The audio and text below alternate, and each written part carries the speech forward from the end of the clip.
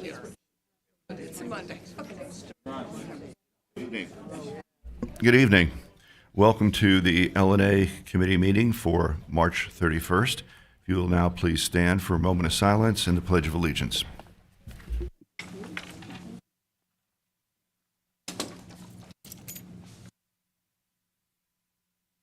Allegiance to the flag of the United States of America, which stands one nation under God, indivisible, with liberty and justice for all.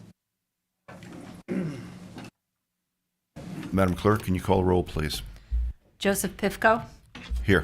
Mike Buswell, Steve Lemoyne, Here. Veronica Lenzen. Here. Jason Marsh. Here. Ashley Gaudiano. Here. Tony Cinto. Here. And Nicole Satin. Here. Thank you. Our first resolution is TC 30-133. Mr. Marsh, will you bring that to the floor, please? Certainly, Mr. Chairman. Resolution TC 30-133, be it resolved that Vicky A. Tesoro, First Selectman, is hereby authorized to accept $49,038 of incentives from the Municipal Energy Opportunities Program for the Trumbull Police Department retrofit project, and authorizes her to sign the agreement and all subsequent documents in order to administer and implement the project. Full resolution attached. Second. Thank you, Mr. Marsh. Who is here to speak? Rena Bakalar, Director of Economic and Community Development. Some folks might remember that we received a Department of Energy grant. I have confirmed that the grant is still active and they are not rescinding it, just so in case people want to know that with everything going on. We received a Department of Energy grant from the feds for $76,000 and change. The project scope was to take the police department building on Edison Road and retrofit all the lighting and switches, all the appropriate lighting and switches within the building. We had a preliminary estimate for that, and we anticipated that the project would exceed the grant amount, which it does. And we anticipated that we'd go to United Illuminating for rebate credits that get applied, and that you do the project and they basically refund us a portion equal to what they figure the credits are worth. So when we went through this process, it ended up being more rebates than we thought. So it's $49,000 in rebates. So we actually are going to have some grant money left over, but we have to enter into an agreement for the rebates, a contract type agreement, and that's, to secure them so that we can implement the project. The remaining grant funding, we're in the process of looking at the teen center and the Parks and Recreation building across the street to see if we can do the retrofits there, get some rebates for those projects, and stretch the grant money out. I will probably come back to the council with those contracts down the line because I think I wrote this very specific to the police department project. So once, if the council is to approve this, the police department retrofit project would start almost immediately thereafter because it's already bid. We have a contractor. Kevin's authorized us to go forward once this is signed. I'll take any questions. Okay, thank you. Are there any questions on the floor? Okay, we all ready to accept free money? Okay, all in favor? Thank you. Okay, thank you very much. Mr. Pifko, Yes. can I do this when it comes to the town council meeting, emergency legislation, because we want to get the project going? I don't want to have to wait the full 3 weeks. Certainly. Okay, thank you. Okay, the second resolution, TC 30-134. Mr. Lemoyne, would you bring that to the floor, please? Certainly. Resolution TC 30-134, be it resolved that TSKP Studio LLC is hereby approved as the architect for the Hillcrest Middle School Replacement Project as recommended by the Hillcrest Middle School Building Committee. Second. Okay, thank you. Who is here to speak regarding that? Mr. Costa? That'll be me, Mr. Pifko. Thank you very much. Just want to move this.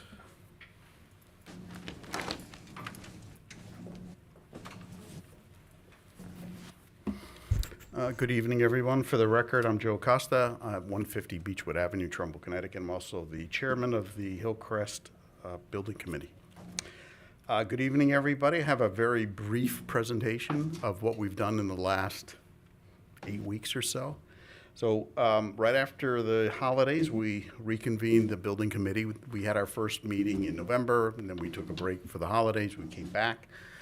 And the first order of business was really to start selecting professionals that are going to help us design, build, and manage the project. So the order was first architects and the engineers, which go together, and then selection of the construction management team. And then thirdly will be the selection of the owner's project manager or program manager, depending on, how you want to call them. So the process we followed for the architect's selection is a tried and true process, one that I've gone through many, many times in my professional life. And it was a matter of creating an RFQ, RFP combination, advertising that in the proper venues, and then issuing the document on the purchasing website, which we did.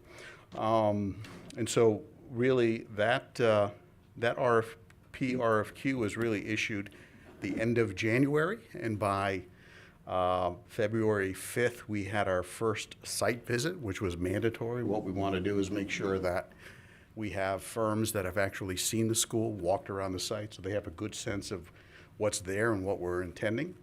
On that day, we had actually 12 architectural firms show up. We actually had several engineers, OPMs, also attend for a total of 28 participants. It was really quite a large group of professionals looking at the building. It was really impressive. That was February 5th, we had that walkthrough. The questions were due back to Kevin Bova, the purchasing agent, by February 10th, and we issued answers the following week. There were quite a few questions. Many of them were detailed about what the scope was and what services are required, and all those kinds of things associated with the RFP. We did reference the work that was done for the pre-referendum services, including the spec, which is the detail of what the requirements are of the project. But with the understanding is that the design would be unique to this group, and it would not be basically rewarming what was done before. We didn't want that. So we issued the answers the following week, and the submissions were due February 18th at 2 p.m. We actually did not allow any extensions of the submission date because we wanted to bring our architects on board as soon as possible. 8 firms provided submissions. So of the 12 firms that did the walkthrough, 4 decided not to submit for whatever reason. Okay? So we received proposals on February 18th. And that night, we actually had a regular meeting, and copies were actually distributed to the building committee to take home and to actually start reviewing them. To help with that process, what we did is that we issued guidelines for evaluating the architect's submission. Many people have never done this before, so they weren't perhaps as familiar with what to look for. So some of the things that we suggested is the record of successfully completed Connecticut public schools, experience with similar sized and programmed Connecticut public schools. We didn't want firms that did perhaps smaller schools or maybe private schools. We wanted firms that did large public schools. We also were very concerned about knowing about the record of meeting project budgets and schedules. We have a finite allocation, and we have to build a school with that money. We don't intend to come back for additional funds. We're also interested in the quality of projects, the design philosophy of the work, aesthetic sensibilities. We wanted a better than average school design. We also were concerned about the location of the offices and make sure that they were not from a different part of the country, that we wanted firms that were somewhat local so they can get to the site. That was important to us. And we also asked the committee to look at the experience of the project manager, the design principal, project architects, and very importantly, the lead mechanical, electrical, and plumbing engineering team. Buildings today, especially schools, have very sophisticated mechanical, electrical, plumbing systems, and we wanted to make sure that the team that they bring on board has a lot of experience doing that. We're also looking for teams that had a lot of experience doing net zero energy schools, LEED Gold certified schools, and designing healthy buildings, because that's a very, very important component of today's schools. Problem solving, thought leadership of public school design, and also we were concerned about workload. What we didn't want is a team that had too much work, that they couldn't give us proper service. We wanted to make sure that they had plenty of manpower and available to start immediately. And then there was also some other factors that were unique to each reviewer. So each reviewer had certain things that they were focused on. We allowed that to be part of the selection process.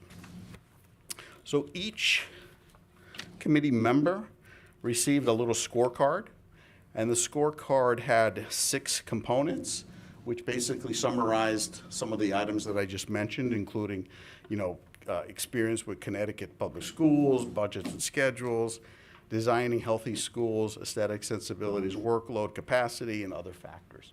So there were 6 questions, and those questions were going to be rated by each committee member from 0 to 10, 10 being the high score. So that helped people really put the numbers together and really get their head around some very thick books. There was a lot of information in those submissions, okay? So what we did is we came back a week later. So we were giving everybody about a week to do all that homework. And we actually met on the 25th. And what we did was we reviewed each of the submissions, and we had really candid conversations about the teams, the kind of work they did, and those kinds of things. And the intention was to take the 8 firms and shortlist to 4 firms, because we wanted to invite 4 of the firms for an interview later in the month. So that's what we did. We took the scores, and then what we did is we tallied up the scores from each building committee, and we found the 4 top-rated firms. Shortly thereafter, we sent a letter to the 4 firms inviting them to an interview on, let's see, the interview was March 8th. So about March 8th, we invited the 4 firms to come back to this room and give us an interview. And there was also another set of instructions that were provided to the building committee to help them really make a choice. So whereas some of the topics were more general, when we asked the committee to look at the 4 firms, we asked them to look at the quality of the presentation, including the clarity of the information provided, because communicating with us over a long period of time is going to be very important, so we wanted to get a sense of how they did that. The team chemistry and interaction amongst themselves. We wanted a team that was united and that could actually work together, and that there was some relationship between each of the team members. We wanted to make sure that there was a clear project understanding and approach. This is a very sophisticated project with some really challenging site issues and programmatic issues. We wanted them to present to us that they could actually handle that. The sustainability goals, including net zero energy, and you're going to be hearing a lot about that in the future. And then overall team members' impression, in other words, the firm's quality and value. We wanted some decisions on that. So after the interviews, we collected everybody's score, and we tallied up all of the rankings, and we basically asked the committee members to rate them from number 1 to number 4, number 1 being the highest rating and number 4 being the lowest rating, which was just the opposite from the other way, which was high score, low score.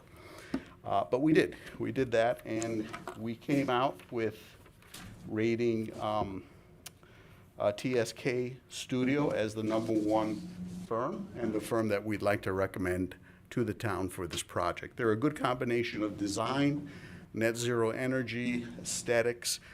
It's a very familiar team. I've known that firm for many, many decades. Always respected their work, and I think they're going to do a very good job for the town. And they have a long history of doing very good schools. If you have a chance, you should look at their website. There's a lot of beautiful facilities there. And they do a balance between public, they do some higher ed, and they do some private schools. So it's really, really good, a good balance. And they're up in Hartford, so they're not far at all. So tonight, what I'd like to do is ask if we could go ahead with that firm. Well, thank you, and thank you, your committee, for doing its due diligence. And it sounds like you really did your homework in selecting the firm. Are there any questions from the floor? Tony? Hi. Hi. Do you have, I don't expect you to have the information tonight, but can we get some kind of, did they give you presentations of drawings, like what they came up with? That's the first question. Second question is, do you guys went through the process of the lowest qualified bidder also? That's still the same as it was before? It hasn't changed? Yeah. I'll address the first question first. So each of the firms that we interviewed did show ideas, preliminary ideas, with the understanding that they have not yet gone through the full design process with us, the educators, and other stakeholders in town. So even though they're providing some kind of, basic sketches and ideas, those are not the sketches and ideas that we're going to build, right? They're just sort of preliminary thoughts. So with that regard, they do have some of those drawings, and I'll be able to share those with the town council a little bit later. As part of the requirements, I made everybody bring a thumb drive of the presentation so that we could review it afterward, and we can ask questions, which we did. But I don't have that tonight. The second, as far as the lowest qualified, I can say this, that's the process we followed. Although I must say that the firm that was selected was not the lowest bidder. We felt that the one that was the lowest bidder was not qualified to provide the services for this job. That part I understand, because I was on the high school one Yeah. many moons ago. But Yeah. yes, I understand that part. But it's the process was kind of the same as we went through with the grading of each architect. Yeah. And stuff, kind of the same process. So I just wondering about that, because we did get a lot of information then. Yeah. They were all preliminary stuff.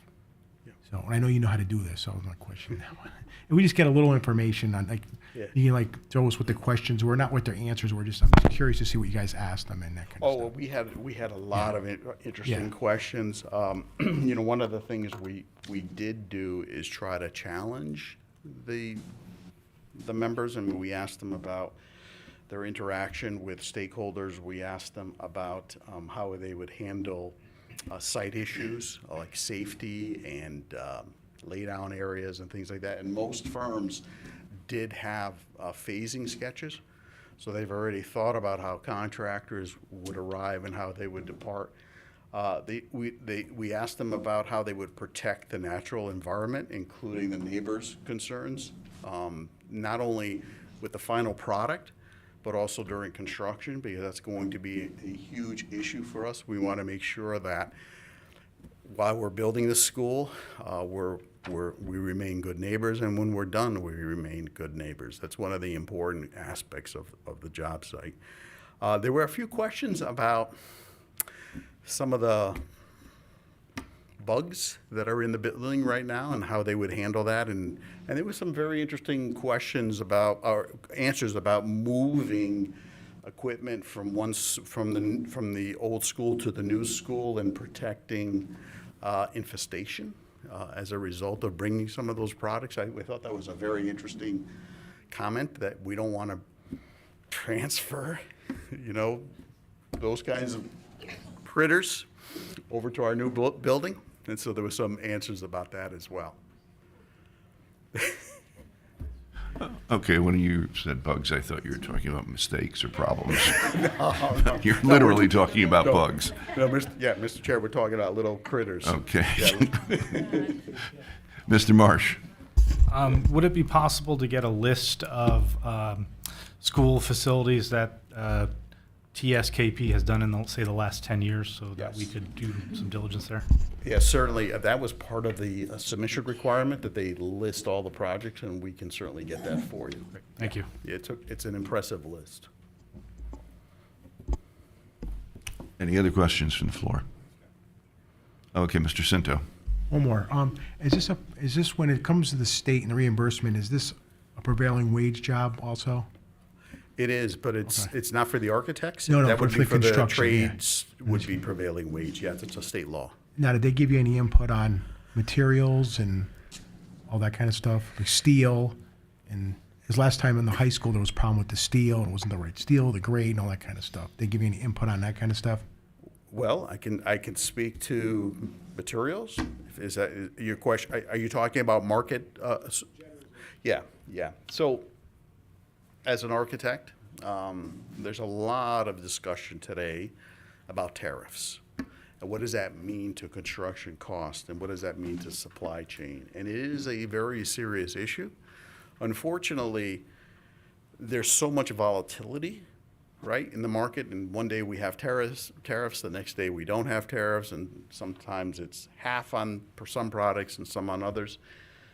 But we do know that tariffs will have an impact on the construction costs. Now, one of the things that we will be doing on this project is that we will be relying on our professionals to give us cost estimates that are done independently. So the architect is required to do a cost estimate, and the construction management team is required to do a cost estimate. And what happens is those two estimates are reconciled, and they basically will spend a day or two going line item by line item, trade by trade, discussing both the quantity and the unit price for each of those items, and having very detailed discussions about the labor associated with those products. So that's how we're, in essence, addressing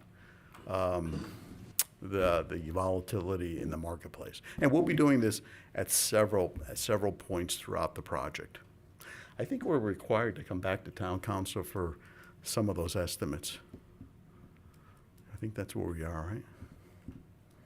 Yes, I believe so. Yeah. Okay, any other questions? All right, thank you. Well, thank you, Mr. Thank Costa. you. Thank you, everybody. If you have any Okay. questions, and we'll get that list of projects over to you. Okay, all those in favor of passing TC 30-134, please say aye. Opposed? Okay, carries. Thank you. Resolution TC 30-135. Ms. Staton, you please bring it to the floor. Sure. Resolution TC 30-135, be it resolved and ordained that Chapter 18, Article 4 of the Municipal Code is hereby repealed and replaced. Full ordinance is attached, and public hearing is next week on April 7, 2025. Second. Okay, thank you. Rita, can you speak to this, please? Yes. Rena Bakalar, Director of Economic and Community Development for the town. We are requesting that we amend this tax incentive program ordinance. It has not been amended since 2017, I believe. There have been some state statute changes that allow us to make some changes to our program if the council so wishes. The state statute that was in place prior, our ordinance was in alignment with. So we can do as much as the state statute allows or less. We can't exceed that state enabling statute with our program. So we have some new state statute, and that state statute makes some changes to or allows us to make some changes. So if you look under, in your attachments, if you, the pages aren't numbered, but if you look under C, okay, it is the section where it says Section 1855 Tax Incentive Schedule. Turn the page over, go to C. That is the new paragraph, and I want to explain. So everything else in the ordinance pretty much is exactly how the ordinance currently reads. C would allow us, in certain circumstances, to expand upon our existing tax program up to some of what the state allows, which is longer number of years, okay? And so you'll see in there that it says under certain circumstances, I'm just paraphrasing because I'm not going to read the whole thing, but that the tax committee, partnership committee could recommend to the town council, and the town council could approve something outside of the other program that we had. We're not eliminating our other program, but we're not throwing the doors wide open to these longer periods of time. We're allowing for consideration of a longer period of time and keeping our existing program in place at the same time. So, why are we doing this now? We're doing it now because we do have an active application. We have a meeting tomorrow night. We had an organizing meeting a couple of weeks ago. It is rare that Trumbull does any kind of tax abatement projects, agreements. We haven't done one since 10 Trumbull, and I feel that was very successful. It helped attract businesses, investment to an area that is now turning around, that was primarily or over 60% vacant at one time. So it acted as a catalyst. This project application, I'm not going to get into all the details here because I think the tax committee, we will come back to the council with that if they recommend it, but it is a different type of application. It is a corporation potentially moving to town from another town and taking over a very non-performing building that is declining in its value. The program that we have never discounts existing taxes. So the property would never pay less taxes than the current taxes. What it does is, over a period of time, it discounts any of the tax growth. So it's that the growth in value that would produce additional, value and assessment resulting in more tax dollars. That is discounted over a period of time, and it declines every, the percentage changes each year over whatever the approved period is. I want to be clear about that because sometimes people hear there are other kinds of programs out there that function differently that relieve existing taxes. We rarely do tax anything, abatements, and when we do, it's only on, again, the incremental tax growth of the project for a period of time according to a percentage schedule. Okay? So that is, and we probably could have looked at this absent an application anyway and just refreshed our program when the state statute changed, but there was really nothing pending that made it urgent, so we're here now to ask for consideration. Any questions? Okay, thank you. Any questions from the floor? Yes. Thanks, Rena. Just so I understand, if we pass this, then that committee that's meeting tomorrow could make a recommendation, but ultimately any decision comes back to us regarding this proposed property. Is that correct? Or am I incorrect in that? Say that again, Ashley. There's ants over here. This guy was talking about bugs, and I looked down and there's little ants. We all over clearly the brought corner. something from Hillcrest into council chambers. They're all over the laptop too. Okay. Okay, Picnic let's ants. It's that time of year. take I got two. distracted. I'm sorry. What? Take two. So if we approve this next week, are we good? If we Good. approve it, if the tax committee, if Well, you- so I'm asking, there's this that we are approving, but we are not approving any sort of abatement for the property you're referencing at Not this now. point. And so the process for that would be the committee would recommend to the council and the council would approve. correct. Okay, that's all I So, wanted to know. Yes, exactly. Nice and easy. So we're just putting the ordinance in place. In order to give changes. them the ability The to, ability for the committee to consider something a little bit more expansive, because what we are obviously trying to create some certainty and close a gap in the project right, to okay, make it work. thank you. Okay. We'll clean up the ants. Okay, Mr. Chairman, yes. Mr. Chairman, this is Dan Shofik. I'm remote. And I would think that it probably is best here to pass this without recommendation. The tax screening committee hasn't seen the proposed amendments as yet. They will see them tomorrow. And I think that their input is really is critical towards this. And also you have the benefit of the public hearing next week. Understood. All right, that simplifies things. So can I call for a vote now?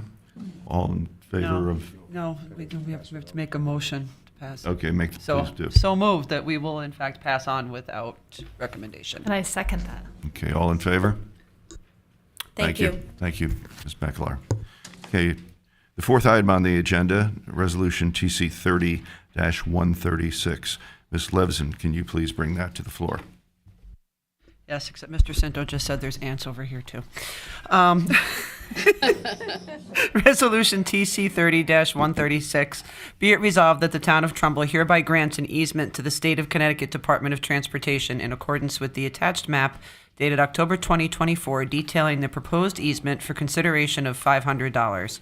And be it further resolved that First Selectman Vicky A. Tesoro is hereby authorized to execute the acceptance agreement and all subsequent documents required to effectuate the transfer. Map attached. Second. Okay, thank you. Cindy, can you speak to this? Yes. Just so you know, George Estrada, Public Works Director, will be here next Monday, and he can answer any questions you may have. But I had a conversation with him today, and he said this is in accordance with a program that the state is doing all over the state, where they're putting in these rapid flashing beacons. You may have seen one over by the Bunny Fountain. There's also one that used to be up by the Fitness Edge, but is now, since that new crosswalk was put in, they've moved it to the trail on Whitney, the trail crossing on Whitney. And so this one will be out here on Quality Street, I believe, in front of the library. And Mr. Estrada said that it's definitely recommended as an excellent pedestrian safety measure. So, you can wait, if you want to pass it without recommendation, you can wait till he comes and speaks about it, or whatever suits you. I probably wouldn't be able to answer too many questions, so if you have questions, you could always email George in the meantime so he can be prepared to answer questions for next week. Or we So can that- just test you. Sure. Okay, Good luck. all right. Any questions from the floor? Okay, thank you. Scared him off. Any motions from the floor? Okay, then can we call a vote to pass this? Do you have a motion? Okay. Okay, all in favor? Okay, thank you. All right, that brings us to our last resolution, TC 30-137. Mr. Cinto, can you please bring it to the floor?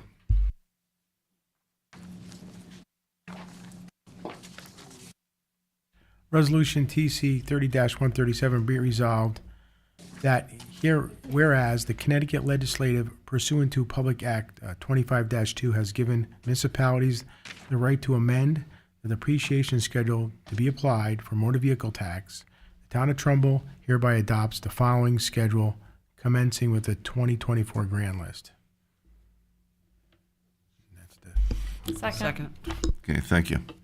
Is there anyone here to speak to? Okay, Ms. First Selectman.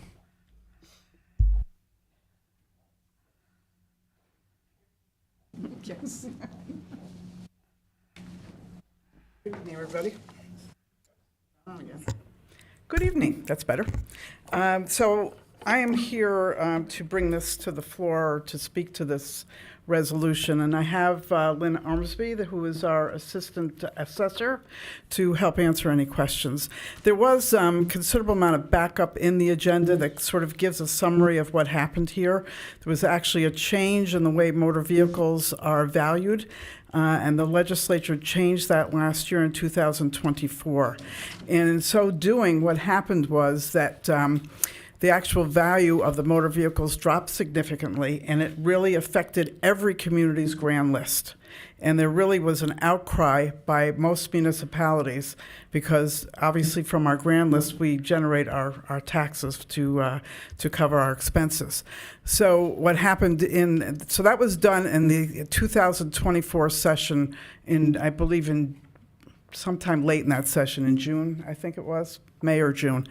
And so in 2025, because of the outcry from CCM and a lot of the municipalities, the legislature met and voted to change the legislation and allow the communities to revalue their cars using a slower amortization schedule than what was originally allowed in the new legislation.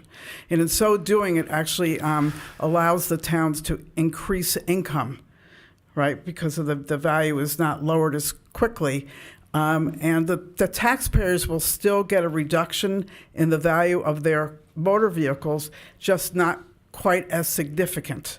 It is really a minor change. And that actual amortization schedule is spread out over a 5-year period. So, did I do a good job? You did. Oh, thank you. So I can let Lynn answer any more questions for you.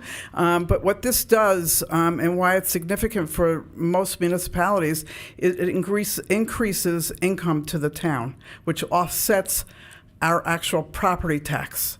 Remember, the property tax is at a higher mill rate than the car taxes. Car tax is capped in any town to 32.46 mills. So you can't pay more than that on your car tax. But this will actually shift over some of the burden and from that car tax and reduce the property taxes for our residents. So now that I've confused you all, I'll let Lynn answer any of your questions. Okay, Mr. Marsh. She said 5. So just so I understand, residents aren't being charged more for their car taxes. They're just not getting the benefit of the quicker depreciation schedule. So their car tax will decrease less over each period of time, but it's still going down, correct? Yes, but they are still going to experience a slight increase than with the new proposed Well, a legislation. slight increase over what the legislation provides, but they're not paying more in car tax than they otherwise would.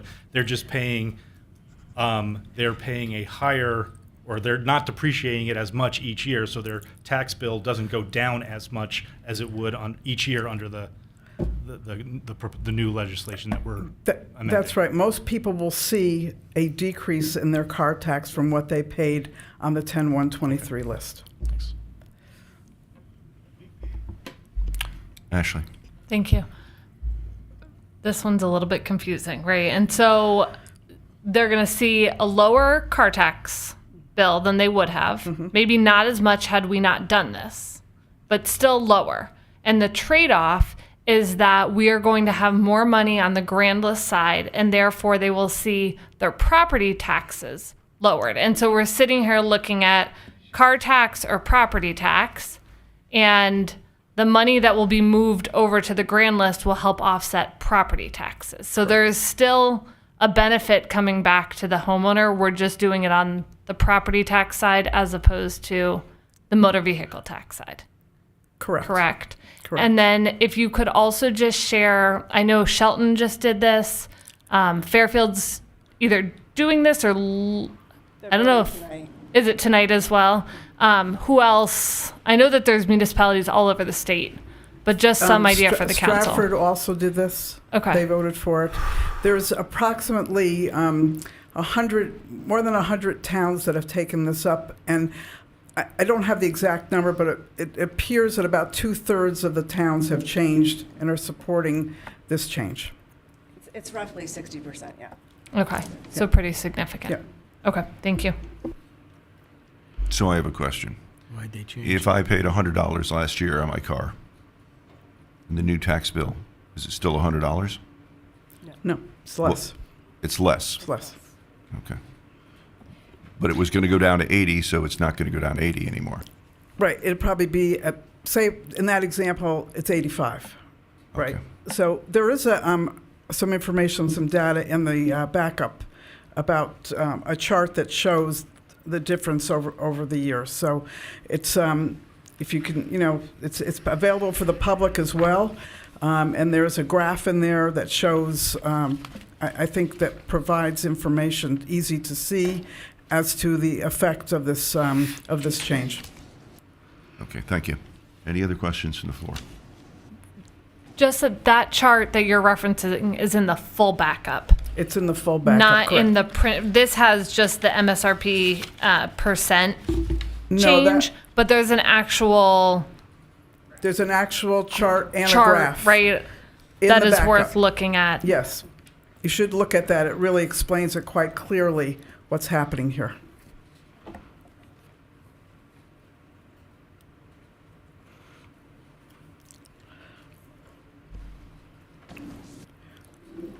Right, we didn't receive the backup. It's in the packet. Okay. Would you like some more explanation about that? Because Lynn can give you an explanation if you're looking for it. Well, maybe we can. It's just one page, isn't it, Margaret? 2 pages?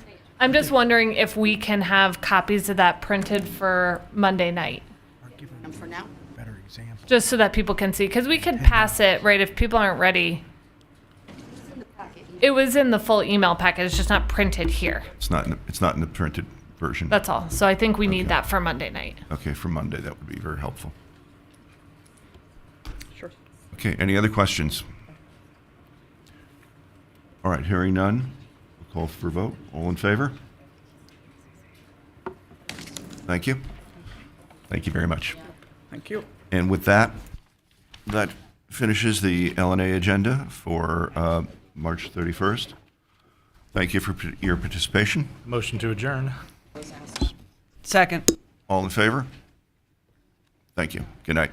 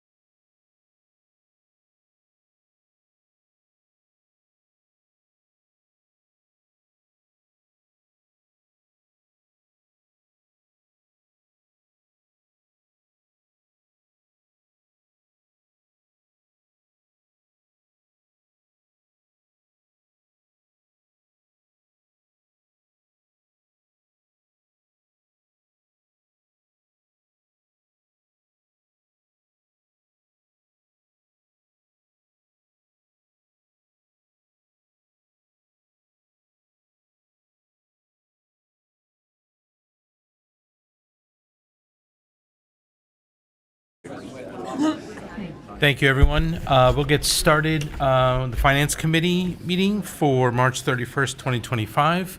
Can everyone hear me? Yes. Okay, thank you. Let's first stand for the Pledge of Allegiance. Pledge allegiance to the flag of the United States and to the republic for which it stands, one nation, under God, indivisible, with liberty and justice for all. Thank you. Margaret, take the call. Roll call, please. Tony Dorsey. Here. Tony Sinto. Here. John Foreman. Here. Ann Sather. Here. Kevin Shively. Here. Nicole Satin. Here. Richard Wolf. Here. Mary Isaac. Here. Thank you. Just to start off, I recognize that there was some social media comments today about a lack of public comment for today. Just want to note that at every town council meeting that this has been on the agenda, public comment has been open and well attended, and there will be public comment available on Monday, April 7th for the town council meeting. So I just wanted to share that. I recognize it was a concern, but so I just wanted to start the meeting off with that one. Good. All right. Councilman Foreman, can you please read Resolution TC 30-138? Certainly. Resolution TC-30-138. Resolution appropriating $31,750,000 for the planning, design, demolition, construction, renovation, equipping, and furnishing of a new senior center and authorizing the issuance of $31,750,000 bonds of the town to meet said appropriations and pending the issuance thereof, the making of temporary borrowing for such purpose. Full resolution attached. Second. Thank you. Who is here to present? Me. Hello. I'm like looking for the ants over here. Everybody's itching. Good evening. Lori Hayes O'Brien, Chairperson of the Community Facilities Building Committee. I also have Rocco Petito from QA and Architecture with us as well. Potentially Tom Arcari. He had a conflict. If he's going to hop on, we'll hopefully see him at some point, but he may not be able to get to us tonight. I guess what I'd like to do is start with just, excuse me, one-footed here, with just an overview. I know you received a very large packet. I think it was supposed to be 285 pages and then doubled for you with mail drop. Basically, what was included in that packet is anything that will answer to any of the building committee rules and necessity approvals. So that was really what that packet was designed for. What we'd like to do tonight is kind of give you an overview of the project, where the plan is at, and obviously the resolution calls for discussing the budget and the budget summary. So we're going to do our best to do that. I probably don't have to start with much of a short history, as you've all been here and listened to me a number of times about this project and our ability to try to get it through. Excuse me, sorry. Throw my glasses on. For the last 10 years or so, and actually we've talked about this before, goes way before that as well. There's been a lot of conversation about the difference between a senior center, a community center, and a senior community center. I know we've talked about that in the past, about what you'll see in the components of tonight's plan will be mainly senior center components that we hope can also be used by the community at different opportunities. So we'll discuss the components more when Rocco's able to share his screen. We are talking about the Grace Church site, which I think we were here, was it just last month, and discussed the benefits of that. All the necessary approvals up to this point have been taken care of, so it's really resting in the hands of the town council at this point. The cost estimate, which you saw probably a number of times in the packet, and we can kind of get to that a little after the plan about the strength of that and how that was developed. I wanted to touch on the point which I brought up at the Board of Finance meeting, that as opposed to how Hillcrest was able to go out for grants before the project started, with this type of project, you really can't go out till a commitment from the town has been realized. So that would be after potential referendum, but we are very much hoping to do that, and we'll go down every avenue for that. A little bit about why we're talking about this now. And again, this will come up in the budget conversation about cost escalation and our concerns about with every 6 months how much more that budget could potentially increase. I wanted to add that we will plan, should this go through full council next week, an informational session for the public that will talk about their tax impact, similar to what happened at Hillcrest, before a referendum is held. So there'll be more general information for the public and information particularly about the tax impact. I know a study has been done and will be discussed in detail then. So that's kind of the general overview. Before we get to the plan, is there anything else that you guys would like to know about or how you want to address this? I know these resolutions are very specific. Okay. Well, with that, Chairman, oh, go ahead. Mr. Chairman, Dan Shopik, if I could interject for a minute. Yes. At the Board of Finance meeting, an amendment was made to the resolution to clarify that the resolution should read senior/community center. And I would ask that before we move forward, so that there's no question what we're talking about, that a motion be made to amend the resolution in the summary paragraph that was used and in the full resolution. Any place where it says senior center, it should say senior/community center. Councilman Charlie? So I wasn't sure about the exact timing of this, but we'll go ahead and do that now. I'm going to make a motion to amend both the summary and the full resolution as attached to any time it says senior center to mean senior/community center and read that way going forward. Any questions? Actually, I have one. Does that, making the amendment now, does it have any legal impact on what the Board of Finance passed? Board of Finance passed it as a senior/community. This is to correct it to match up what the Board of Finance actually passed. That will eliminate any risk. And this will be for the following two resolutions as well, just so you know. Okay. Separately amended, I should say. Okay. Thank you. Do I have any other questions? Can we pass this by unanimous consent? No? Okay. Margaret, can you please? You don't need a roll call? All in favor? Opposed? Thank you.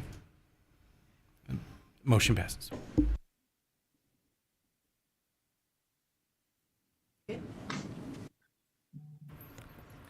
Okay, so I guess probably at this point, the best idea is to have Rocco pull his screen up. He's there in the right-hand corner, and he'll go through the presentation that you received in your packets. Good evening. My name is Rocco Petito, project architect for QA&M Architecture, 195 Scott Swamp Road in Farmington, Connecticut. And I'm the project architect for the senior community center that we're going to show you tonight. Do you see the presentation? Yes, we do. Okay. All right. So right here is a slide showing the current existing Grace Church property. And let me change my pointer. This might make it a little easier. So at the center of the site, you see the existing Grace Church, the kindergarten building to the north, and then the rectory building towards the east, as well as the neighbors abutting to the north, and then the Long Hill Village 55 and over community to the south, with Main Street right here to the west. So this is the proposed layout. So what we are proposing is keeping the existing curb cut and pavement to the south side of the site. We will be keeping the parking area with new striping, dumpster and transformer area here. And then as you come in, there's a one-way, this would be an existing two-way drive. We're gonna, for now, it is remaining a two-way drive. This is a one-way drive that traverses north along the front of the building, allowing more parking here along the side. There's a drive under canopy. Now the upper floor is mainly senior amenities and senior services and senior spaces. So this would be the main entrance for the senior center. As you get to the northern part of this drive, you can either take an exit and go out, or you can take the drive down into the lower back end of the parking area. This is kind of a colored rendition, and what we're showing here is the proposed buffers to the neighbors. We are also showing as you drive down to the lower level to get into the more active spaces, the bigger, larger, more active spaces in the building. You're seeing pervious pavers. You're also seeing pervious paving on the patio, as well as, overflow parking towards the east. Here in the next slide, we have kind of an overlay of how the building sits in relation to the neighbors, both to the north and the south. As I said, we'll see some more images of the buffers and barriers that we're proposing as we go further. One thing to note here in our proposal, as we drive down the site, we're trying to make it so that the cars will have little impact on the neighbors, or as little impact as possible. Most of the parking area is either from 6 to 12 feet down below the line of sight from neighbors on either side. You can see that we've created kind of a well, as it were, here. Now to talk about the plan of the building a little bit. So this would be the upper level. Main Street is here to the north. You would come in the vestibule, the main entrance. You would have the administration area on the right to monitor the entrance.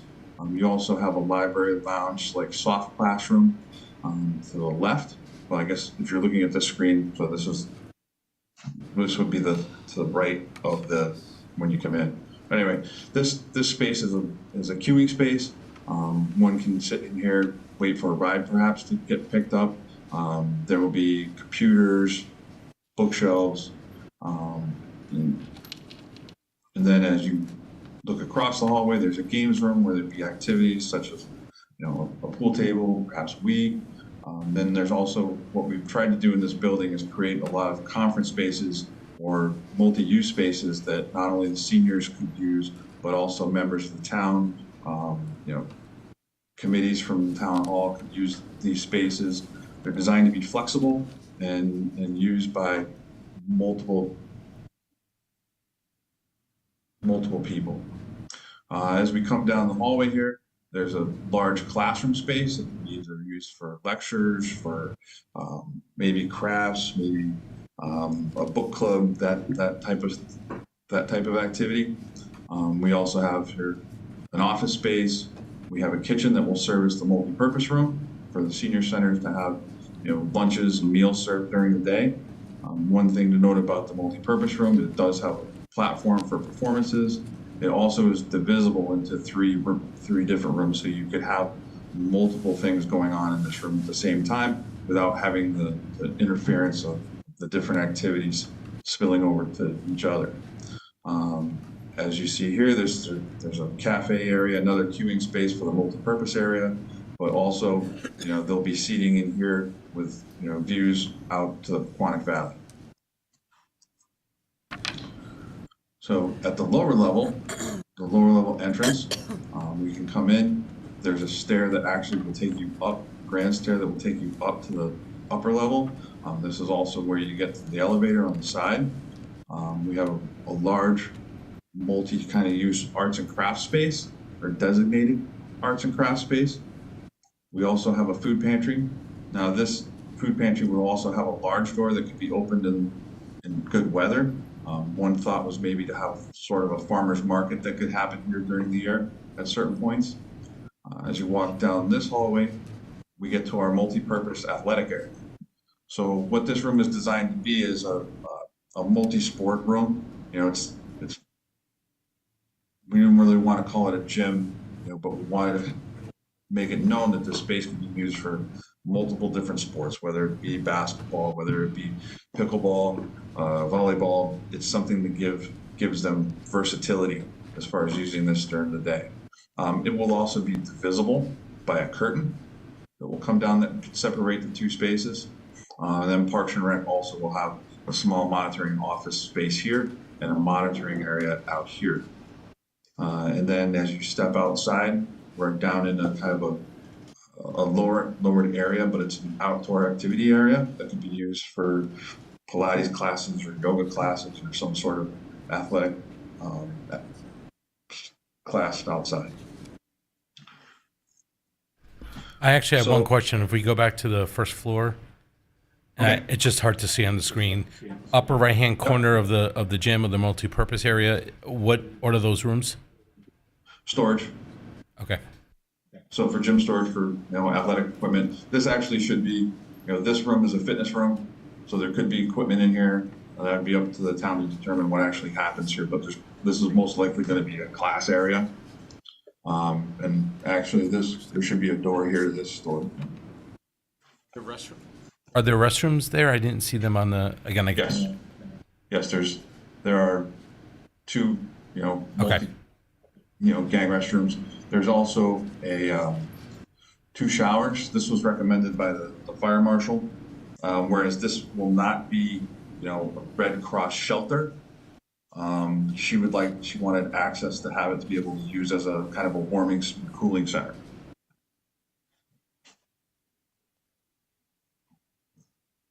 Okay. So what we've tried to do with this building is give it kind of a contemporary take on New England architecture. So there's gables, there's hip roofs. You can see by the windows, they're divided light windows, clapboard siding, stone base, PVC and batten board. You know what, Rocco, I'm just going to, Rocco, can I interrupt you for 1 second? Yeah, we really can't see it well here. So I'd probably ask people to refer, none of the colors are showing up or anything. I don't know if that's obvious from your screen, but. Well, this is a black and white image. Yeah, but there's still, you can't see the front of the building very well for here, just so you know. I will move to the colored ones. Does that show up better? Yes. Okay. So yeah, you can see the gables, the hip roofs, there'd be siding, PVC through here. One other thing to note up on the roof is that we put a well up here. This would be where most of the HVAC equipment would be. That gets us, so where when you're standing on the ground outside, all that rooftop equipment would be hidden from view. So this is kind of a contextual look as to how the building mass fit into the neighborhood. We intentionally wanted a one-story building, at the Main Street side to fit with the neighborhood and the existing structures or the neighboring structures. And then because of the grade of the site, we can actually put in the higher volume spaces in back. This is some renderings. We're supposed to do some renderings of the building. So this is somewhat what we envisioned for the entrance. This is looking at the library lounge, the lobby, the stair going downstairs. And these are all still in development. This is the kind of the cafe space that looks out over the valley. You can see the doors that go into the multi-purpose room over here. This is kind of a concept of what we feel that main lobby would be like. Basically a 1.5 story area, with volume, the seating. This is a concept of the multi-purpose room. So you can see the divisible dividing walls in the spaces. This is another view. So you can see the platform, the ramp that goes up behind this to get you there.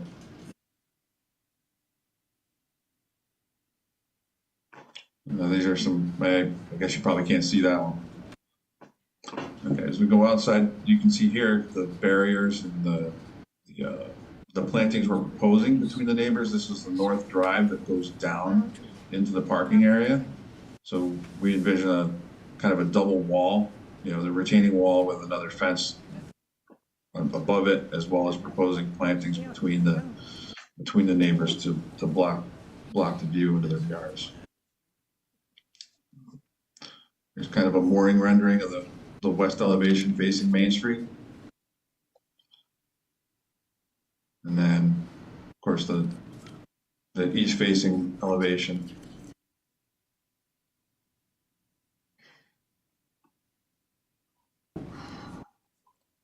Okay, and then I'm going to do a quick summary of the estimate. So as the story goes, we engaged 2 construction firms, both Pack Group and O&G. And the estimating we're showing you now in the packet was compiled by comparing both those estimates and having it reviewed by a third party, professional estimator that has worked with us on other projects. So to kind of sum up what we found, in the initial run by both CM firms, they were different by about $4 million. And what we determined was that out of the 21 or so line items, there were really only 4 lines that had a discrepancy between the two firms, which is good. So all those 16, 17 other line items were really spot on between the two construction firms. The biggest of those things that were different was really the site and grading and soil removal. O&G had done a 3D analysis of the site to analyze the cuts.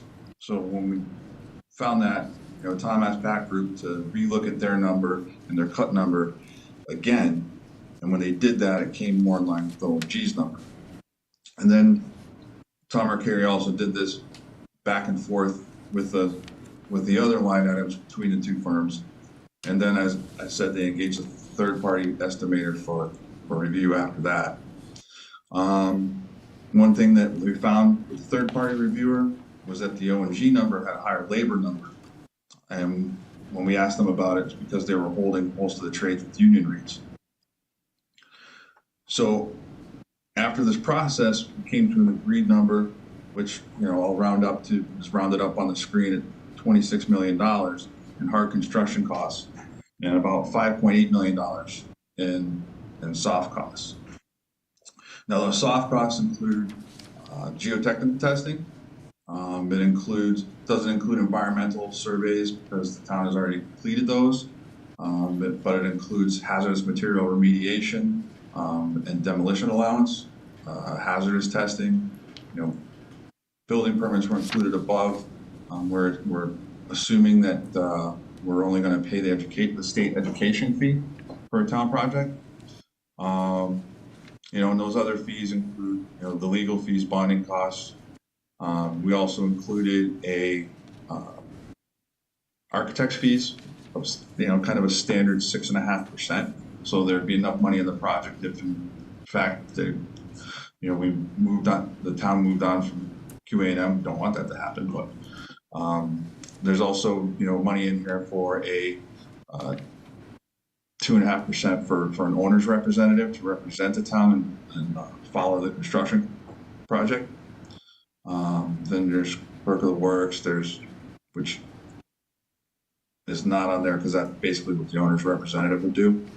And then, moving on down, moving and relocation, FF&E, furniture and fixtures and equipment, costs for technology, and then, of course, an owner's project contingency here.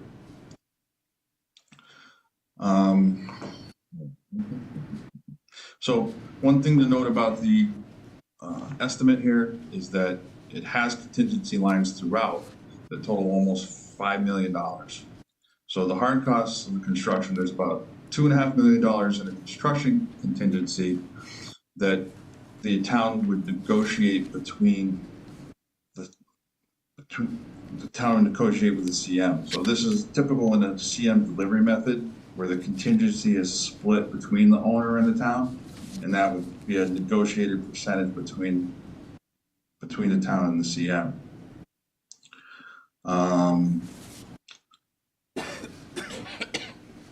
So that what that does is that allows the town to have a contingency during construction, and then also the CM has money that it can spend at its own will. So there's also design contingency in the hard cost of about $1 million for unforeseen scope items that the estimators may not have accounted for, to put basically cover design items that we haven't thought of yet, or we haven't put in the project. There's another $1 million in construction contingency in the soft line, in the soft costs down here at the bottom, as well as $700,000 in escalation. Now that covers us, budget-wise from now until the estimated time of what we figured the construction can begin. We feel that we have a very conservative estimate to cover the project in the marketplace that we have now. Turner Construction estimated that over the next year, costs will escalate about 2.8%. And then what we've done in this is we've probably doubled, we've about doubled that percentage in figuring for escalation. So with that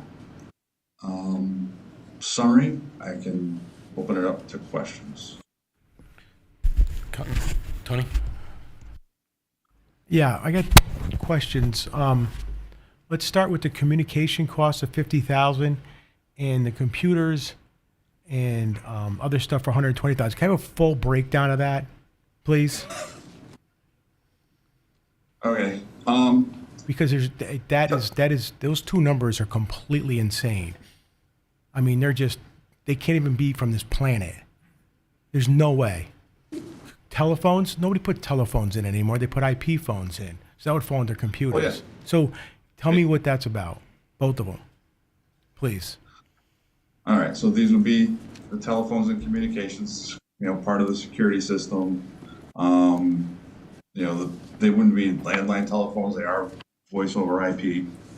And then technology would be computers for the center, for people to use. Also the technology that includes would most likely be stuff like the alarm system, the low voltage number for the door securities, those type of things. Are you going to run conduit from the street into the buildings? Are they going to be 4-inch conduit, 2-inch conduit, 6-inch conduit? Are they going to be separate from electricity? Those details typically get figured out a little later. Yeah, but you're throwing in soft costs. You didn't figure that out yet? So if I could just. Well, no, there's too much. I know. I just want to add. You guys are throwing out a $40 million building here, and you didn't think of this stuff. I mean, you're at the beginning here. You have to. Those are the most important things. Infrastructure. Agreed. And he's just blowing through it. Actually, I don't know that he's blowing through it. This is a conservative, well thought out estimate, but it is an estimate based on conceptual plans. And this point in the project, this is what the numbers would come. And they are based on research. They are based on industry standards. They're not just thrown out numbers. So I would say that I understand some of them seem confusing, but some of the details of how those things will actually happen will come in time. But this is what, if you were to go to any project that was going to happen around now at this size, those are the figures that would be with it. Well, based on a conceptual plan. Well, based on reality. Right. I'm an expert on that. Okay. And those are wrong. Way wrong. And in what way? I mean, you're talking about the telephones, I understand that, but the technology? Where's the infrastructure getting the technology to the building? You're not going to put it overline. You have to put it underground. Mm-hmm. Who's bringing the fiber in? Are you leasing the fiber or are you running the fiber into the building? None of this is in there. Unless he knows the answer to that. I mean, this is important stuff. Sure. Electricity's not going to be overland. It's going to be underground. And those kind of details we can definitely get you more information for next week, for sure, as much as we can at this time. So if you want to give me those specific questions, I'd be happy to get those to you. Right, so most of the things you're talking about coming in from the road would be covered in the hard construction costs.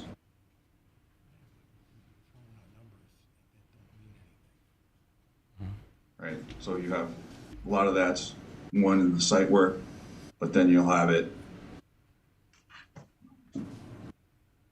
in these light items when you get to, the electrical, the HVAC, but it's mostly in the site work.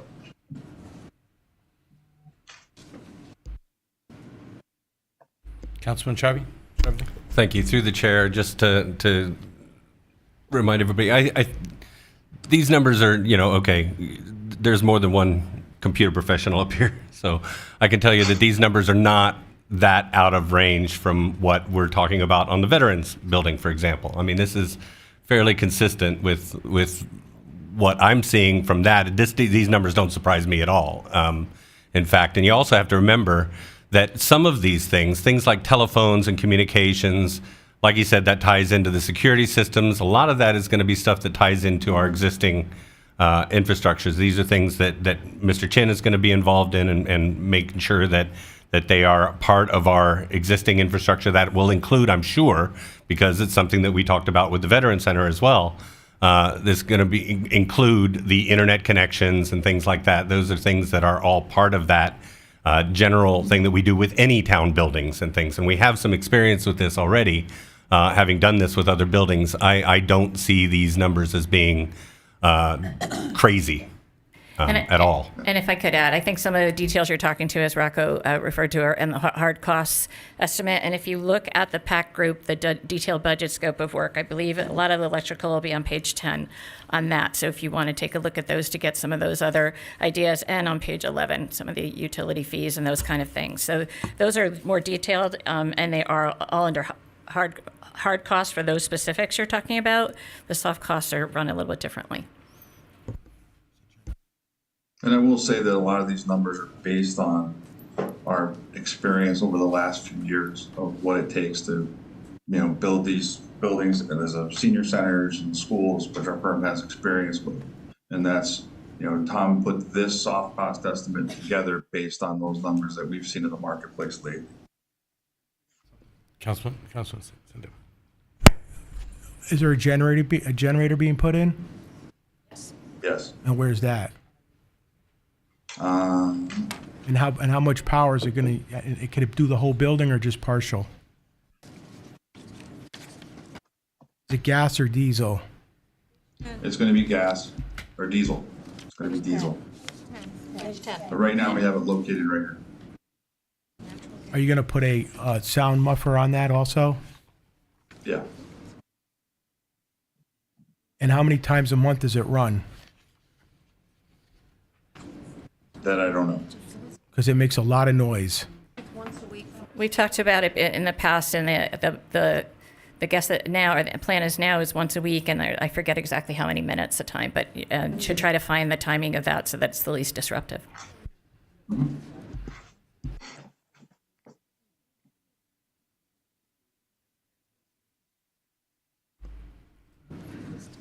Any other questions?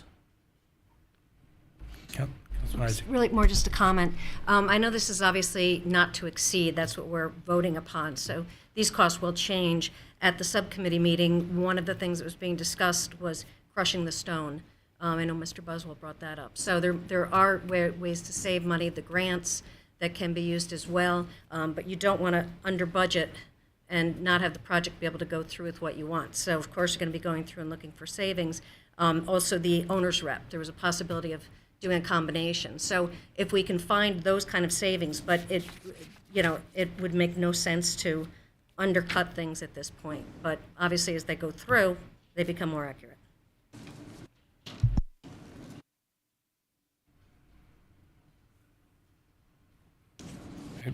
Do we have more of the presentation? No, that was the... Obviously, any questions about the detailed packet that you got, I apologize for the lack of clarity on the screen. Both Tom and Rocco will be here next week and can dive into this a little bit more for you. But yeah, unless you have other questions specifically about the project, this is pretty much what it looks like. And like I said, a lot of the questions about the budget and the details of it are on that bigger packet. Councilman Satin. I thank you. There were a lot of great points made in the Board of Finance meeting last week. So I highly recommend to anybody that hasn't watched it to watch it. One of the points that we should all consider is the savings that we're going to see on the back end. The amount of money we're currently spending in emergency maintenance and right. So I think we're going to definitely see the fruits of this on the back end. And the other point, I think that Marty was very articulate in stating was, you know, when we look at the budget and how this does impact our tax dollars, and we look at the fact that, you know, we're all here in support of education. We've seen that. We saw the town was behind the Hillcrest project. But ultimately, you know, when we look at the bottom line here, we're looking at what I believe it was 70 cents on the dollar for schools. I believe Mr. Isaac at the Board of Finance meeting Right. last week talked about for every dollar of your taxes, 70 cents is spent on education. And for all of us who are education advocates, we truly believe in this, and that a project like this would approximately be about $0.015 on of every one of your And our tax dollars. seniors have waited far too long. Yes, For yes. this to come to I know, I guess fruition. can't stress this enough. I know we're talking about the financial aspect of this, but anybody who should be making any decisions about this project should see the condition of Priscilla Place now. It is amazing. I say this at every meeting, what Michelle and her team do there. But the seniors have been waiting a long time for something to happen. Our charges from the beginning has to be able to create something that can have some community use and being fiscally responsible and not closing a building at 3 o'clock every day. But I think it's really important to keep that in mind as decisions are being made. And thank you, everybody. That I think I see a lot of them here tonight. Yes. My backup. You guys just continue to work tirelessly for this Thank effort. you. Councilman Foreman?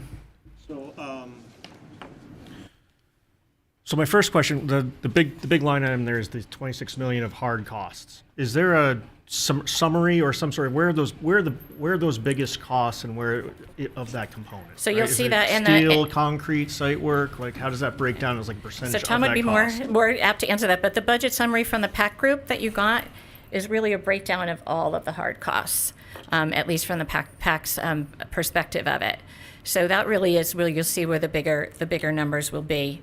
Site work is definitely the biggest, no question. There's lots of details of the site work itself, but those are the bigger ticket items, concrete, those type of things that you would anticipate. But there's a pretty good detailed budget in that the PAC group's scope of work.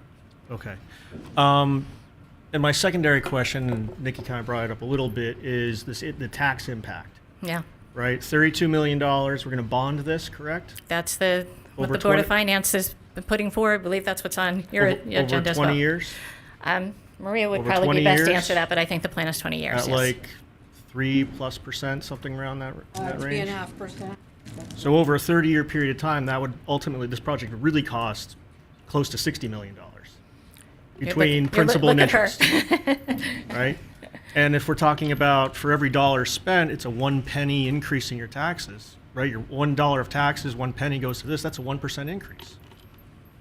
If that math that was shared earlier in terms of 70 cents of every dollar goes to education, and then 1 penny of every dollar is now going to go to this project, that's a 1% increase. Do I have that math wrong?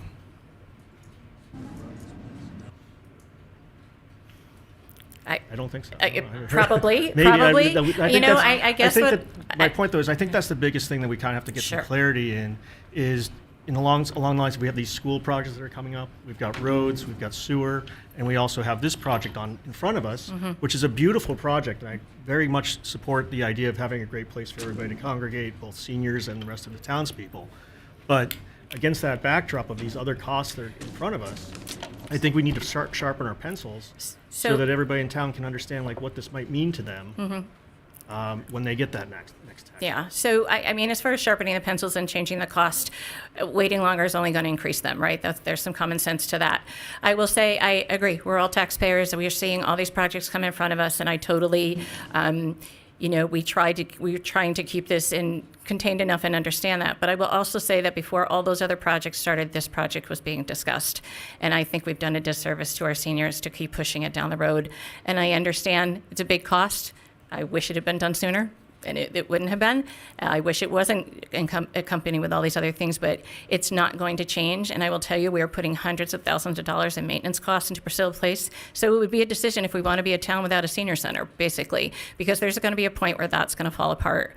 So I agree, and there's, of course, an argument for that, 100%. We are in unknown times, but I won't belittle the importance of this project either.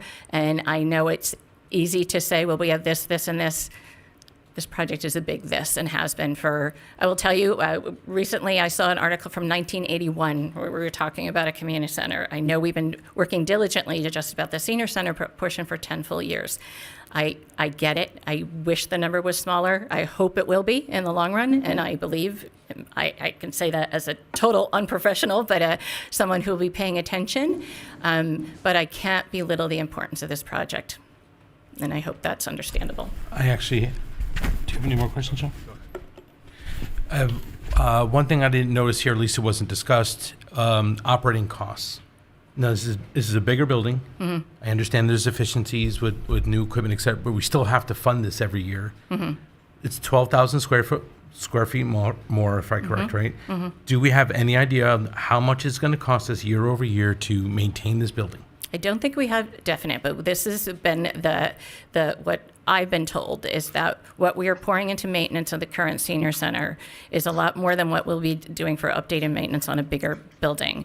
So I think weighing that out, eventually, it may even out. We also know we're building a very highly efficient building. That's been a drive through all of it. So then in the long run, there's savings.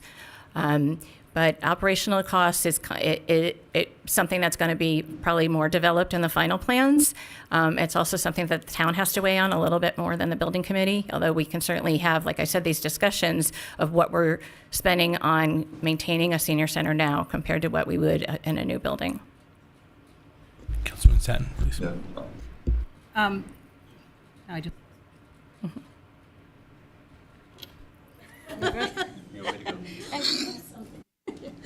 Oh, no, I do have it. I believe we are also planning on having, presenting something to all of the taxpayers in this community, right, as we did with the Hillcrest project, so that they can see what the project is, the scope of the project, and how their taxes would be impacted by this. Is that right? Absolutely. Okay, thank you. Maria, this is for you. How much money have we bonded in the last year? I'm talking everything. New bonding was about 19 million. Plus the school? Partial from this, oh, you mean authorizations? Yes, Talking about- authorizations. How much money have we authorized in the last 12 months? Well, 80 millions for the school, 17 for the capital plan. How much for the properties? Hardy Lane and the Grace Church? Well, 4 million for the church. I'm not sure about Harley, I'm not sure. Hardy Lane was seven back 7 in million. So what are we up to now? 100?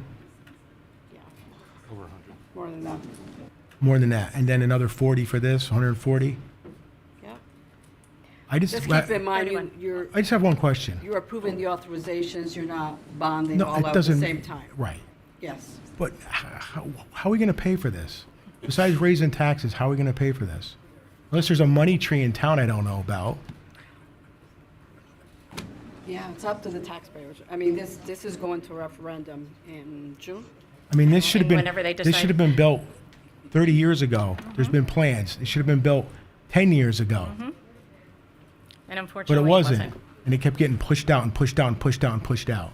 And now we're here now I could not agree with you more. with a $40 million building.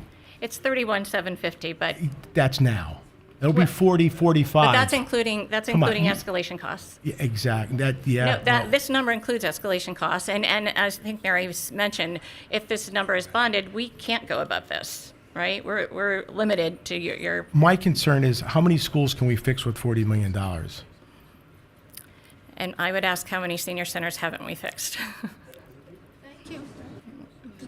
Well, still got to pay for it. I understand. I do. I will advocate for the importance of this. Well, I'm going to advocate for the whole town. Okay? That's how it agree. works. We just don't say we're just going to pick on certain people. Okay? Well, okay. Councilman Shively. So I'm glad that you reminded us what we were talking about before, that this is a not to go above bonding Yes. authorization.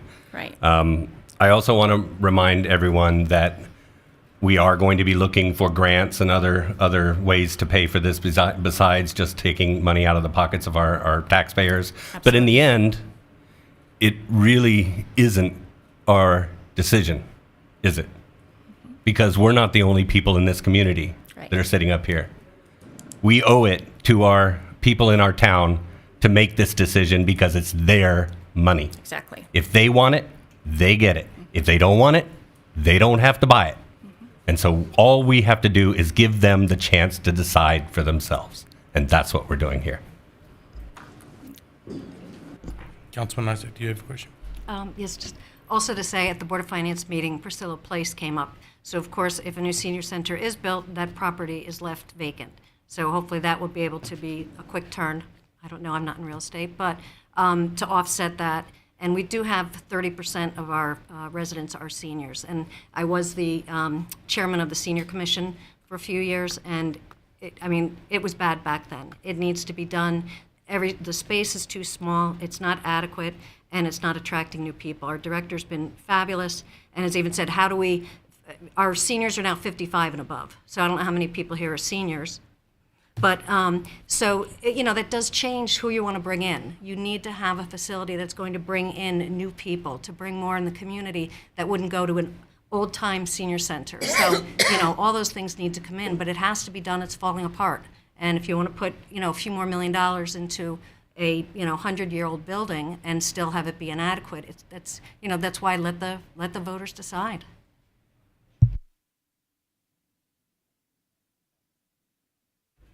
Just to keep adding, says, this is also where our social services come out of as well, correct? And now our fire marshal is also interested in using the space for safety purposes. So, it doesn't end with just the seniors coming and, having fun every day. This is far beyond, the purpose of this building is far beyond that.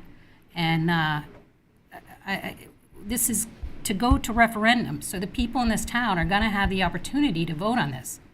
And, if they're concerned about taxes and if that overrides their concern about this community center, they have the right to come out and say that with their vote. I think that is an important point that we probably haven't stressed enough, but we've put this design in place to have the flexibility for needs that have been addressed to us, whether it's meeting needs or small group needs, that really there's not a place in town to do it. If any of you have ever tried to schedule a meeting, even for this building, it's difficult. There's other needs beyond the seniors. I'm stressing the seniors. I hear them behind me, and I go in that building, and that was our initial push, and still for me is the most important part, but there are a lot of other needs that will be met. Like you said, the whole social service department is run out of that building. We couldn't see it very well there, but there's a lot of subgroups that are in there as well. Councilman Foreman? Just one more question. Can you just remind us, that with the current location of the senior center in that building, can you remind us what was either inadequate about that spot, the size of the property, or the building itself, which would preclude it from being refurbished, or Sure. what that sort of research and analysis would have looked like when you were doing it? Sure. And actually a lot of that backup, and I think I referenced it, if not I can, but the feasibility study that was done last year when we were looking at Hardy Lane talks a lot about that history. But I can begin with the list. We'll just start with the building itself, and we've already talked about the maintenance costs. It's literally falling apart. There's no other way to say it. There's inadequate and not good conditions. Parking is inadequate for the programs. We have seniors who are parking on the street, parking across the street, parking in other places. There's only about less than 50 spots there now. On Priscilla, yeah. The building itself, just for age-wise, it's not as easy to get around. It's not when they want. I'll just give a example. I thought I'd get through a meeting without saying pickleball, but I'm not going to get through a meeting without saying pickleball. We know that that's grown, and that's an important part of not only senior programming, but community programming. For them to have a pickleball court, they closed down what is now their multipurpose room, and that precludes anything else from happening there. Any kind of event, any other kind of classrooms, it's also not designed for that. If you'll see dents in the walls from pickleballs hitting, it's not supposed to be that way. So simple things like that, when we look at the programming and how it's grown, that this building will address is probably the biggest factors. And the site itself, again, not sufficient space-wise. It's not big enough for what a current senior would do, and parking is definitely not well done right now. And just to mention the fact that we have an elevator in a senior center that breaks down so often and sends emergency messages to our emergency services regularly. Yeah, we really are draining a lot of town resources on this building, and I hate to tear it apart because, again, I think I go in there and just am amazed what they do with what they have, but there's a point where that's just not going to be okay anymore, so. Any more questions? Okay, so we voted on a resolution to modify the language to include community center in each of the resolutions of this subcommittee of finance. Let's go back to resolution TC 3138. Do we shall we take a vote? All right, all in favor? Opposed? Okay. Motion passes. Councilman Shively, can you please read resolution TC 30-139? Certainly, Mr. Chair. Resolution TC 30-139, be it resolved that the resolution entitled Resolution Appropriating $31,750,000 for the planning, design, demolition, construction, renovation, equipping, and furnishing of a new senior center and authorizing the issuance of $31,750,000 in bonds of the town to meet said appropriation, and pending the issuance thereof, the making of temporary borrowings for such purpose. Adopted by the Town Council on April 7th, 2025, be submitted to the town electors for approval or disapproval at a referendum to be held on Tuesday, June 17th, 2025, between the hours of 6 a.m. and 8 p.m. Eastern Time, and that the warning of said referendum shall state the question to be voted upon. Full resolution attached. Do I have a second?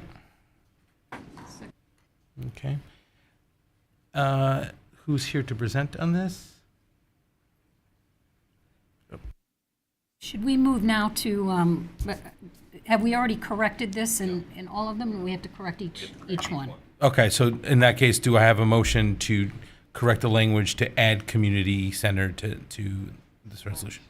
So specifically, it would be, you want to make the, so I'll make a motion to replace any time in the description or in the full resolution, any time that it says senior center to say senior/community center. For the full agenda? For the full agenda. Thank you. Do I have a second? A second. Any discussion? Okay, all in favor? Opposed? Okay, thank you.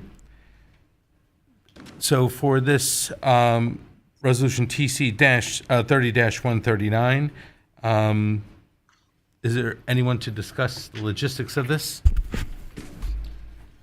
Okay, thanks, Tracy. Here. I think I'm on. I guess I'm not. So are there, please, Tracy. Good. So my name is Tracy Vanek, one of the registrars here in town. And I just wanted to give you guys a couple of pieces of information, some things that I'd like to see changed with the wording potentially. You guys can talk with the town attorney and Chairman Massaro. Just a couple of items of note. So, as you may know, the whole state is in the process of changing all of their equipment, their voting equipment. So, and along with that, the state has decided to change all of the software, the voter registration software. All of that is happening over the next couple of months. We do not have our new machines yet. The training on the software is scheduled for us towards the end of April. We don't have a schedule as of yet when we will get the new machines, but if you do pass this and you do want this to happen in June, obviously we need to know that right away, because I'm going to have to make some more phone calls to the state and schedule all the equipment to get here and get the training up and running. A couple of things on the language itself. There's a lot of leeway. I know that Attorney Shopik has been in contact with the Secretary of State's office about how we run this election. We plan on running it as a single location election if it's going to be in June. We'll probably be in the library like we did for our early voting. Again, the legislature is in the process of potentially changing some of the early voting language, of which you guys have not referenced anything in that. So whether or not there's going to be absentee voting, whether or not there's going to be early voting, I think you need to have some specificity in there on that. Same with who you're going to allow to vote. If there's a deadline that you want to set as far as are you registered or are you not registered? Does same-day registration apply or does it not? Do you want to have it a date certain as to when you have to have been registered by? And that may, have something to do with whether or not you're going to do absentee voting because you have to be registered, or you're going to have same-day registration. You're going to allow people to come up, register that day. If they're on an inactive list, you're going to allow them to register, come off the inactive and onto the active list. So a couple of those things to keep in mind. I don't know if, obviously Attorney Shopik can weigh in whether or not you want to pass this, without recommendation at this moment, talk about it over the week, or if you want to pass it as is. I don't know. Obviously, Dan, if you've had any further conversations or if you have any other, potential updates around some of that, those are just some of the concerns that I wanted to make you guys aware of, because June is going to come very fast and it's going to require our office to start digging in quick. So thanks. Here to answer any questions, but I think it's pretty self-explanatory. Yeah, wouldn't it be easier just to push this off to November? It's not my decision. We'll do whatever we want. From a Or logistics. whatever you want. From a logistics standpoint, because you from just the brought about registrar's office 10 standpoint. things. You just brought up about 10 things that you got to problems. They're not. I wouldn't call them. They're problems. I wouldn't call them huge obstacles, but they're things you should be aware of.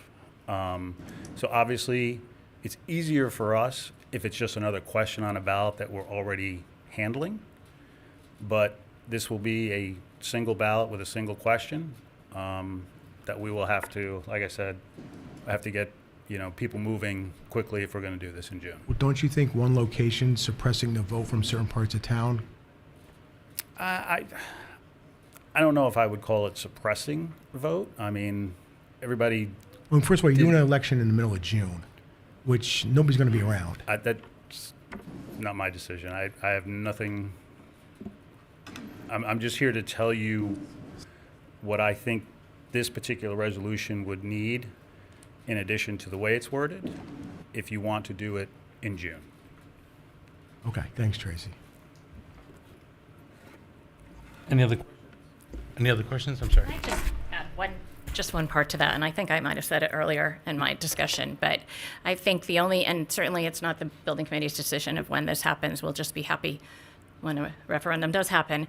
But once a referendum is passed, we still have 4 to 6 months of final plans to make. So it's not like we can start working as soon as that happens. So I think that is really the only reason that we'd considered about trying to get it to go earlier, is to not increase costs. So it's like weighing, one on the other. Is it easier potentially to do it in November? Yes. Will we save money by doing it in June? Yes. Thank you. Mr. Chairman? Yes. Again, it's Dan Shopik, and just my apologies to the committee and to the council. I had surgery on my knee, and I'm not driving, so I've been attending these meetings remotely. Let me just say that, first of all, as to the question whether the, the preference to do this in November versus June, certainly the cost of running an election is a lot less than the cost of 6 additional months or 5 additional months in putting off the construction. So I don't think that's really an issue. I have had conversations with the Secretary of the State's office, and yes, we can have a single location. Whether we do early voting, and I know I've had some conversations with the town council chairman, and I know that he's in favor of having early voting. We certainly can have absentee ballot voting. If people are all going to be out of town in the middle of June, then they can easily vote by absentee ballot. As far as I know, the legislature has not acted as yet. As you recall, there was a constitutional amendment passed last year that allows for the legislature to change the requirements for absentee ballot. Right now, you have to be unable to reach the polls or out of town. So that could happen before June. It may not. I haven't gotten any sense that it will. Sorry, Dan, to that point, all the meetings that we've had with the secretary up to this point is she's asking the legislature to push that particular component off for implementation until next year in 26. Well, that answers that question. Thank you, Tracy.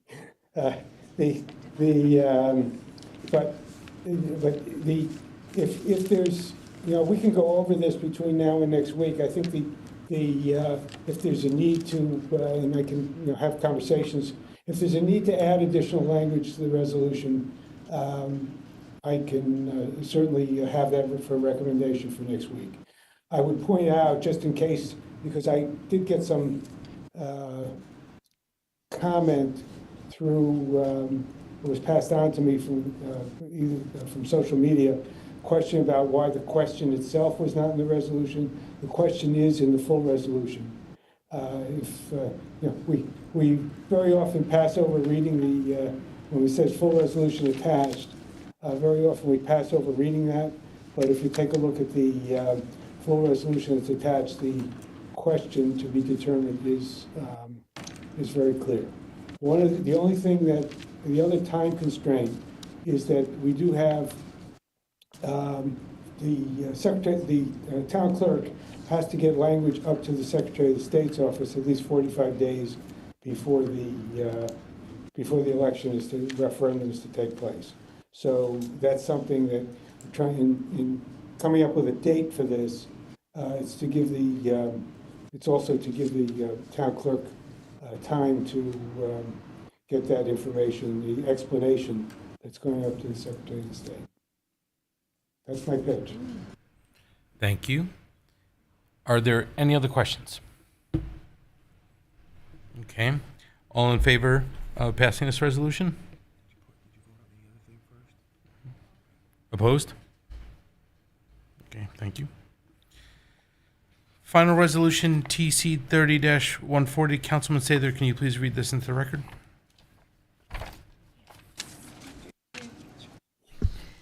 Resolution TC 30-140, be it resolved that the town clerk of Trumbull is directed to prepare explanatory text for the senior center referendum question with the approval of the town attorney in consultation with the bond counsel and the council chairman. Do I have a second? Second. Keep in mind that we've already passed a motion to change or add the word community to every resolution here, so no need to make it again. Actually, I think technically we do. That's why I slowed down. I thought the motion was to pass for the entire agenda, which is why. Oh, no, I don't think we can. I think Okay. each one, I'm sorry, I misunderstood You when meant you the said whole the whole agenda. resolution. I think Okay. each resolution needs its own amendment, I think, to be technical. Okay, then can make a motion to add the word community to this resolution. I think we have to be specific. So I'll make a motion to replace where in this resolution it says senior center to replace it with senior/community center. Thank you. Can I have a second? Second. Any questions? All right, all in favor? Opposed? Thank you. For this resolution, is there any questions from the Finance Committee? Okay, all in favor? Opposed? Okay. Thank you very much. That concludes the agenda for this evening. Do I have a motion to adjourn? Really quickly, sorry. I just wanted to add in, if there's something, when you get through that packet or the more detailed budget, and you have any questions for our committee specifically, please reach out to me, and I'll get those answers back to you as soon as possible. Thank you. Thank you very much. Move to adjourn. All in favor? All right, thank you. Have a good evening, everyone.